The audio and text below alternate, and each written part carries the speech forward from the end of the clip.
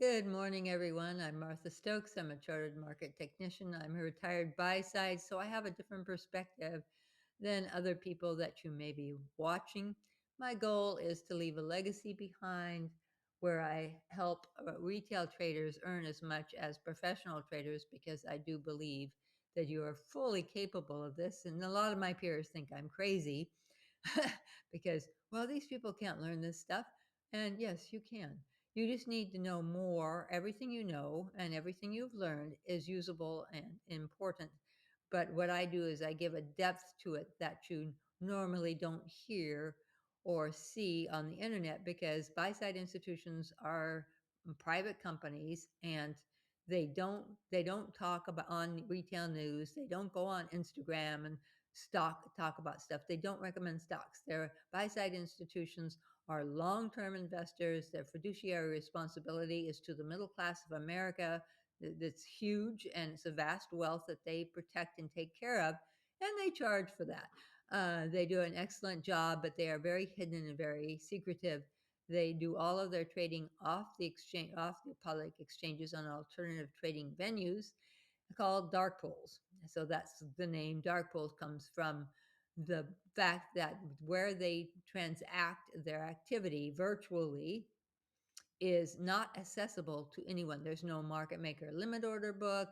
There is no access whatsoever. A lot of people are saying, claiming on Instagram and other places that, oh, they found the whales. And it's like, that's a 1950s term for doctors and lawyers and people who were making a lot of money, and they were trying to get the whales to buy through stockbrokers who used to call on the phone and try to sell to these well-to-do people during the 50s. It's no longer a term we want to use. It's rather insulting. So, buy side institutions are long term investors fiduciarily responsible for the middle class of America, which is 401ks and IRAs and long term investments and that type of thing. They only invest long term.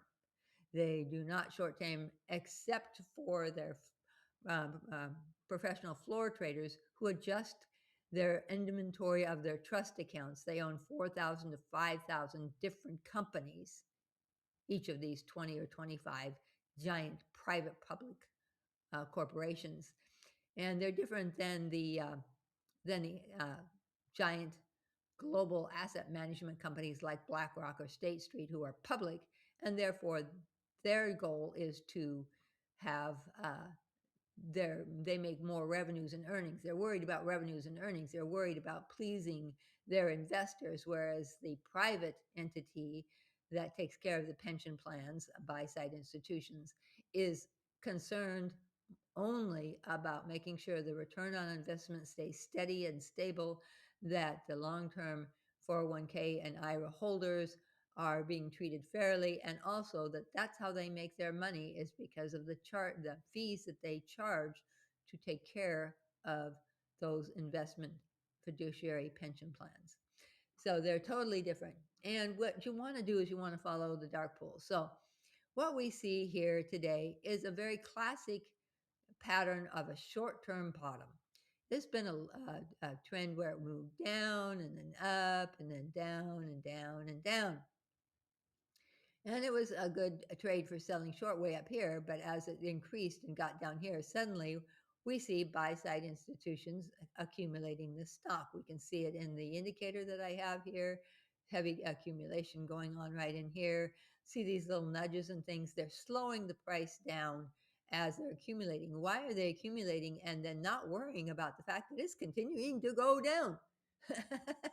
Well, they're making the bottoms. They always make the bottoms. And they're not worried about the fact that it's going down because they know that it will go up because they're looking at the long term. They're looking at new technologies. They're looking at reinventions. They're looking at, is the CEO giving stronger guidance this time? What's going on? Every one of the stocks that they own, these buy side institutions, and they own 4,000 to 5,000 of the 6,500 stocks that are on our stock market today, right now, and that can change.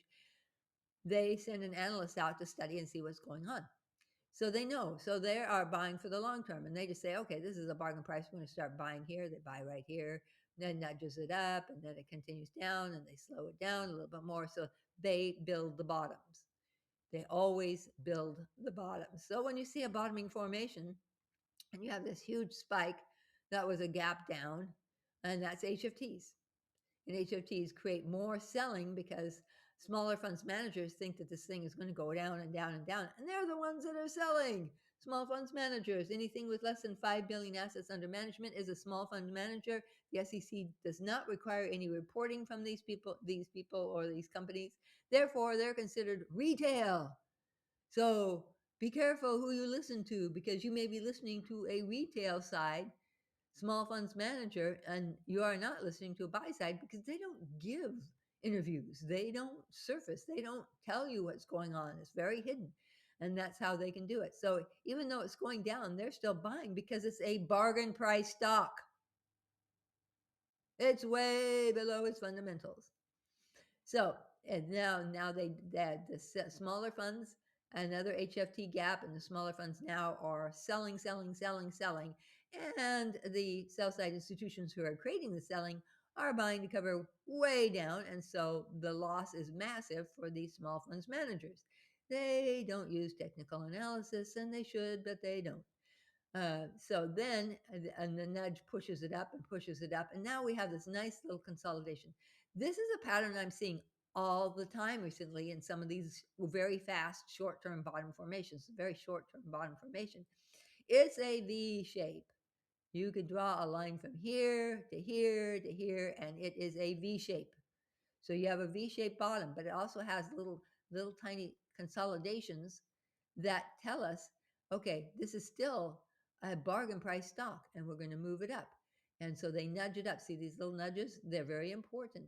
And then it starts running up. And now we're getting some good news on this company, and it's poised to report May 26th. Woohoo! So there's something going on very positive for this stock.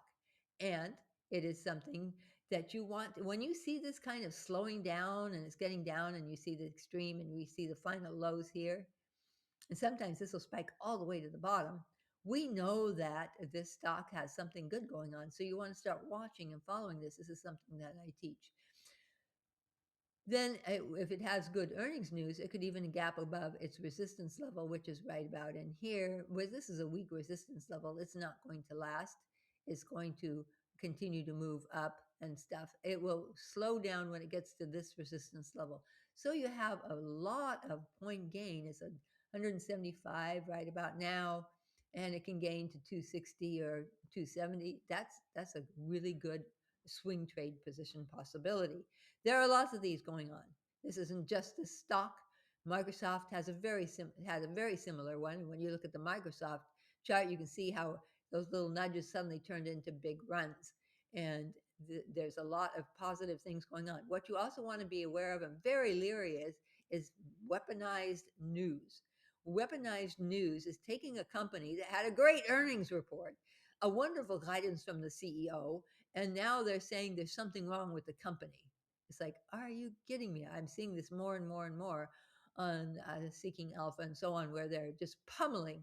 Now, why would somebody be negative about a company where the CEO's guidance is strong for next quarter?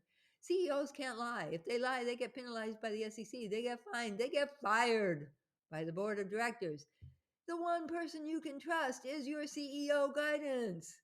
So why aren't you trusting it? You're trusting these news things, and they're weaponizing it. So for some reason, they're attacking certain companies. I don't know why, but it's there, and it's specific to certain little companies, mostly in AI technology. So they're trying to force the price down by causing you to believe. And so you have to say, why is this person being negative about this stock, whatever it is, which stock it is, NVIDIA, Apple, Microsoft, ZS, whatever, Zscaler, whoever, why are they being negative? What's going on? Why would they promote that when it's a big fat lie? Because they're going to make money because people trust the news. You got to stop trusting the news. Stop trusting the news. You can't depend upon it. You can depend upon the buy side institutions to act in a specific way. They are long-term investors. They are fiduciarily responsible for pension funds and 401ks in this country and in other countries. And they are the ones that you want to track. You want to follow their bottom, set it up on a watch list. And there's many of these charts showing up right now, tons of them, because we're in a great bull market, the biggest great bull market of your life. And it is going to be huge. So you want to pay attention, ignore the retail news, stop listening to analysts who are giving you false information, and start studying the charts in a totally different way. These indicators are great, and we are seeing a lot of activity that is moving up in many stocks very similar. This is just one example. I'm out of time. I always enjoy sharing my information with you, so please trade wisely and pay attention to what's going on rather than just going along with the crowd. You need to learn to trade independently and not be so reliant on everybody else's opinions. I'm Martha Stokes, and that's the topic for today.